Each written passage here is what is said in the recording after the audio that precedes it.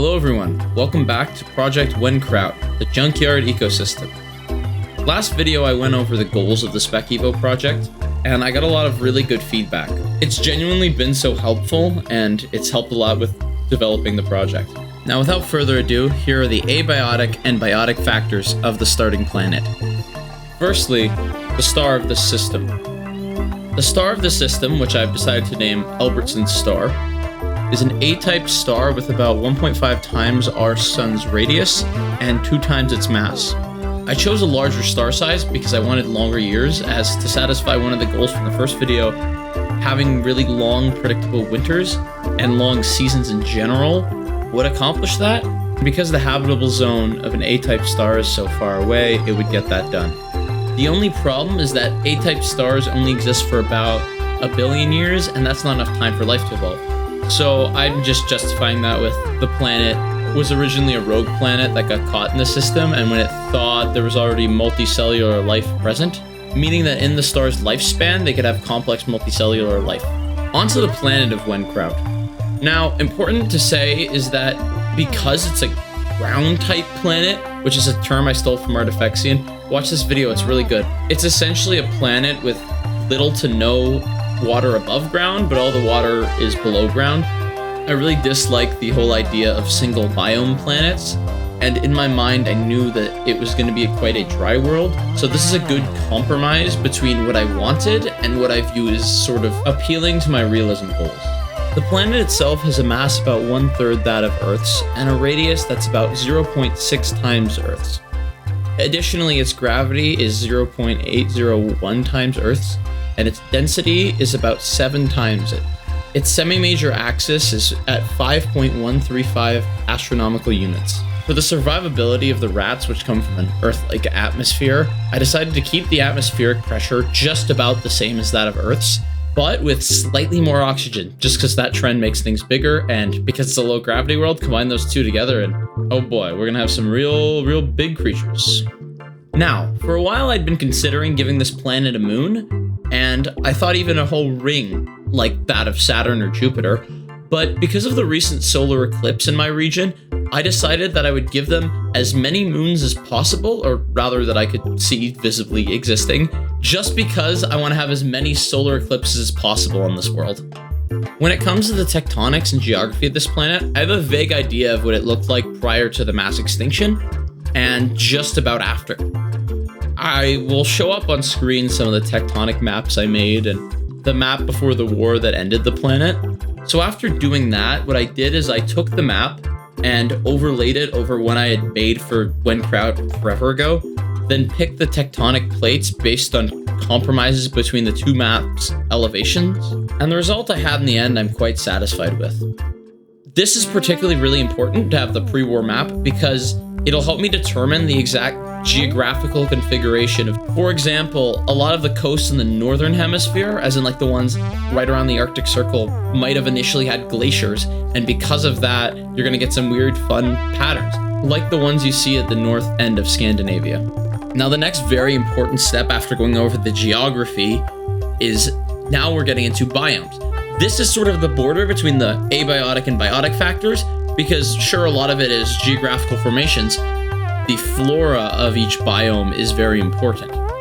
First, highlands. Highlands is more of a catch-all term between craggy mountains or plateaus, any place where it's more elevated and rocky than usual. After that, we have the open deserts. Just think of sand dunes and you're kind of in the right place there. A lot of the dried up oceans are either this or salt flats, which is also technically included under the desert label, except slightly different biome. Next is the rainforest. The rainforests are fueled by the remaining water deposits that are close enough to the ground to provide rain in the nearby area. Like the rainforests in our world, these ones hold crazy amounts of biodiversity. Between the rainforest and surrounding drier regions, we have the plains. The plains are usually occupied by tall pseudo-grasses. Another zone that's a transition between areas is the tundra. You'll find tundras near the North and South Pole, acting as a transition between the ice caps and the surrounding biomes. Last but definitely not least, caves. I really want to inhabit the caves of this world with as much interesting organisms as I can. Just because it's fun and rather interesting. Now, as I hinted at before, onto the flora of this planet. Now, the flora of this world is some weird cross between plants or fungi. I believe it was the creator of the Yetuan saga that coined the term plunky, which I have used for it, or plungi. I don't know, I go between both of them. The main idea I'm working with is something that on a molecular level resembles fungi, but it's an autotroph. But even being an autotroph is too normal for me.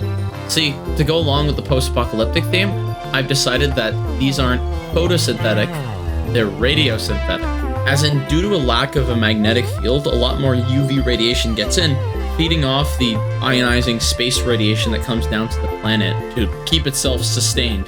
A very important detail I forgot to mention until now is the fact that there's a lot of sulfur in the atmosphere, mainly because whenever I imagined this planet, I saw yellow or red skies. So to justify that, I decided that I would have sulfur in the atmosphere. This would mean that in the winter, skies would be yellow, and in the summer, skies would be red.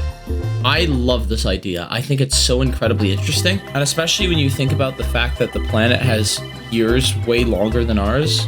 Some creatures would live their whole lives used to skies being one color, and then bam, suddenly it changed. I think that would be beautiful. Now that the flora of this planet are covered, it's about time we move on to the fauna, as in the seed species of this project. Of course, on this seed world, first we have to talk about the rats.